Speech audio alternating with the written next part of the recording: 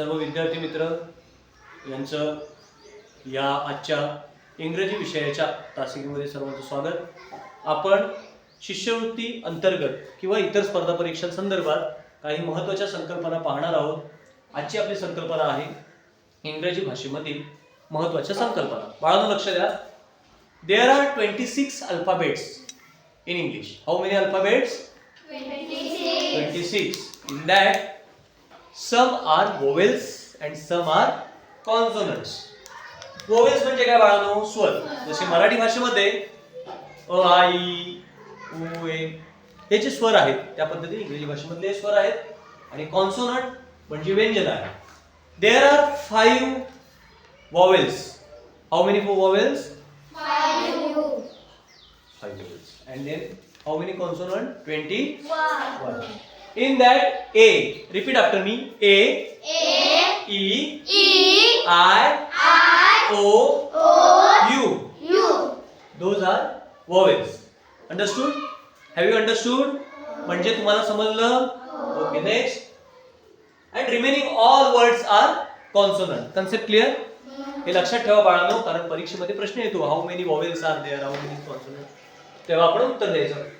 पुढची संकल्पना आहे WH वर्ड्स। बाळांनो परीक्षेमध्ये किंवा आपल्या दैनंदिन जीवनामध्ये हे शब्द दरवेळी दिसतातच। हे शब्द जर आपल्याला दिसले तर त्याचा अर्थ आपल्याला माहिती पाहिजे। अर्थच माहिती नसेल तर आपण मग इकडे तिकडे बघत असणार। तर त्याचा अर्थ समजून घ्या। व्हॉट, व्हॉट म्हणजे काय? व्हॉट म्हणजे काय? सांगा, व्हॉट म्हणजे काय? काय?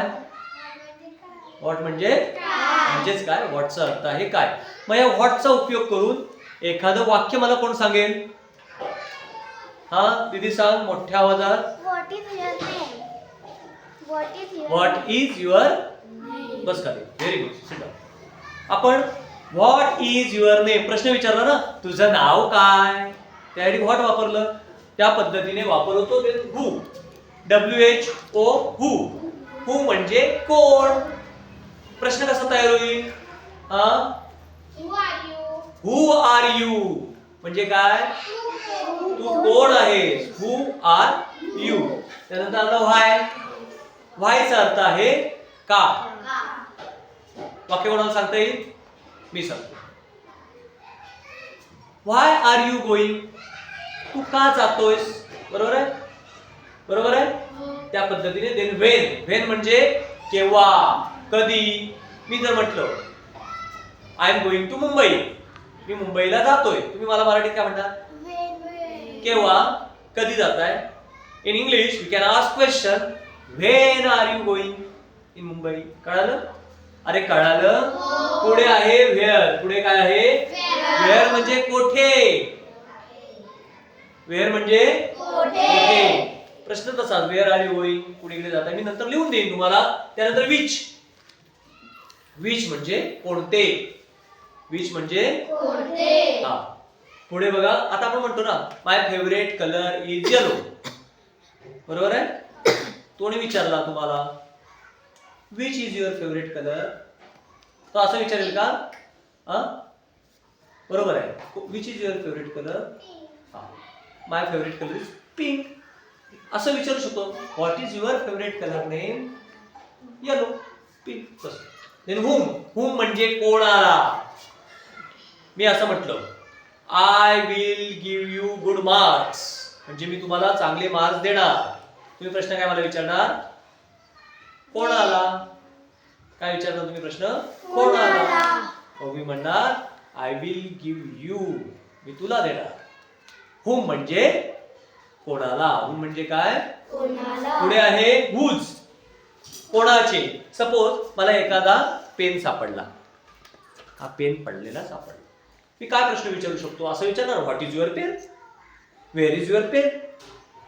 हो नाही काहीतरी रिप्लाय दिली तर when is this, where is this असं विचारणार। मी काय विचारणार? Whose this, who is this, who's this pen? काय विचारणार? who's this pen? who is this नाही, who is this म्हणजे कोण? who's this pen म्हणजे काय? अर्थ काय होणार याचा? कोणाचा पेन। who's this pen? कोणाचा पेन, त्यासाठी हे वापरलं। कळालं? हा तर पुढे पुढचा शब्द कोणता आहे? हाऊ. कोण वाक्य सांगेल? हाऊ. हा, तू कसा आहेस इंग्रजीमध्ये कसं विचारणार? हा बरोबर आहे. How are you. तू कसा आहेस आपण वापरलं ना कसा, बरोबर आहे. त्यानंतर how many.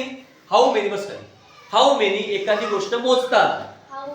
How many laddoos, how many pens, how many bangles. एखाद्या गोष्टी मोजताना हाऊ मेनी, काउंटिंग करताना काउंटिंग. आणि हाऊ मच म्हणजे एखादी गोष्ट आपण अशी मोठ्या प्रमाणात काउंट करू शकतो का? 1 2 3 4. एक तेल असं बोलू शकतो. एक तेल. हा हा, त्याला मापन आहे. माप काहीतरी किती लिटर किती काय. that time we will use how much. All concepts are important in our study. सर्वांना कळालं असेल अशी आशा बाळगतो. पुढच्या तासिकेला पुढील घटक घेऊ. तोपर्यंत मी इथेच थांबतो. धन्यवाद. जय हिंद, जय महाराष्ट्र, जय शिवराय आणि वंदे मातरम.